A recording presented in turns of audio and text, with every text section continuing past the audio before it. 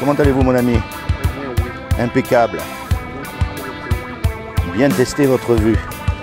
Alors attention, hein, il y a la vue physique et la vue spirituelle. Hein. Ah, donc testez bien votre vue, que le jour où on meurt au moins, on sait où on va. Vous savez où vous allez le jour où vous allez mourir?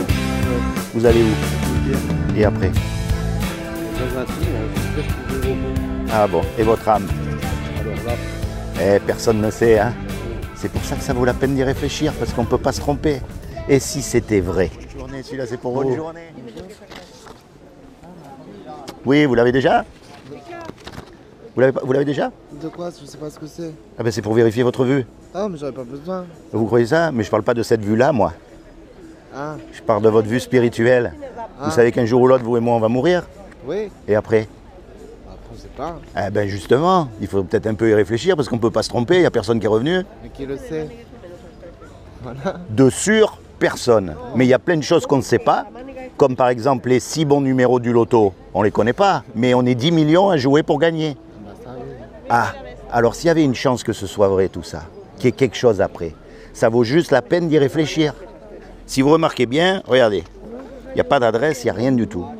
Le but, c'est de vous faire prendre conscience et de vous faire réfléchir à ces choses. Parce que s'il y a une chose qu'on ne peut pas manquer, quelle que soit la galère où on est sur la terre, que l'on soit en prison, que l'on soit malade, que l'on soit même riche et en bonne santé, quelle que soit la religion où on est, ça s'arrête, puisqu'on meurt. Ah oui. Mais après, ça ne s'arrête plus. Il n'y a personne qui est revenu jusqu'à maintenant. Donc une fois qu'on meurt, si vous voulez, il y a des lois qui existent. Ça, vous le savez, la loi de la pesanteur, la loi de l'aérodynamique. Si vous prenez une tomate ici, vous ne pouvez pas la planter au pôle Nord. Il y a des tas de lois qui régissent le monde.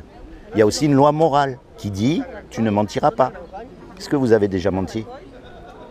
Oui. Comment on appelle quelqu'un qui a menti? Menteur. Un menteur, comme moi, hein, attention. Hein, Tout le monde a déjà menti. Vous conduisez la voiture? Non. Bon, pas grave. Ou le scooter, ou peu importe. Oui, ouais. Bon, vous avez remarqué, c'est limité à 30. Ouais. Mais tout le monde passe à 50. Bah oui. Mais d'un coup, vous entendez la sirène de la police. Qu'est-ce que vous faites? Là, vous dites plus comme tout le monde. Oups, on s'assure et que les autres ils se fassent attraper. Moi, je passe au travers. C'est pas vrai ce que je dis?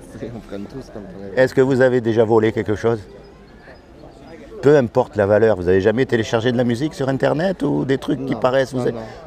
prendre un stylo au travail, arriver en retard sans rien dire au patron. Vous voyez ce que je veux dire? On a tous volé aussi. Est-ce que vous avez déjà regardé une femme dans la rue pour la convoiter? On a tous fait ça.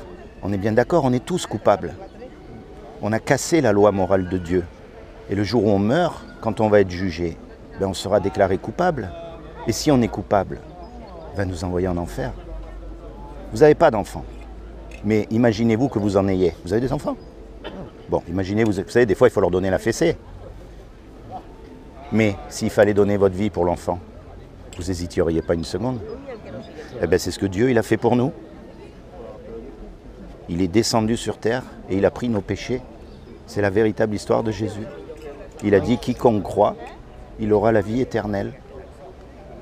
Donc à partir d'aujourd'hui, mon but, c'est pas de vous amener dans une église ou dans une secte ou dans une synagogue ou dans une mosquée. Non, quand vous êtes tout seul, pensez-y et parlez à Dieu. Dites-lui, attendez, ce gars que j'ai rencontré là, ce farfelu dans la rue que j'ai rencontré, c'est vrai ce qu'il m'a dit? C'est pas vrai? Ou alors, dites-lui, j'y crois pas. Là, j'y crois pas en Dieu. Eh bien, c'est pas grave. Ça n'apporte rien. Mais dites-lui, il vous apporte rien maintenant. Peut-être qu'il vous apportera après. C'est comme les numéros du loto. Quand vous les mettez, ils ne vous rapportent rien jusqu'au jour où vous gagnez. Eh, parce que c'est facile de prouver que Dieu existe. Très facile. Contrairement à ce qu'on croit. C'est la logique même. Prenez ce pull-là.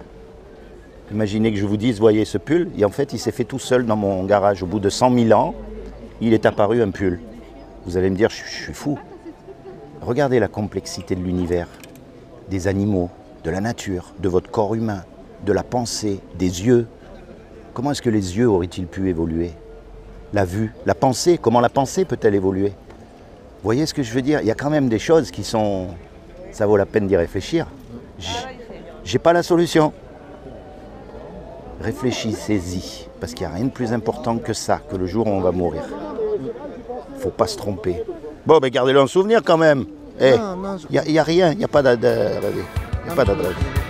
Ok, bonne journée.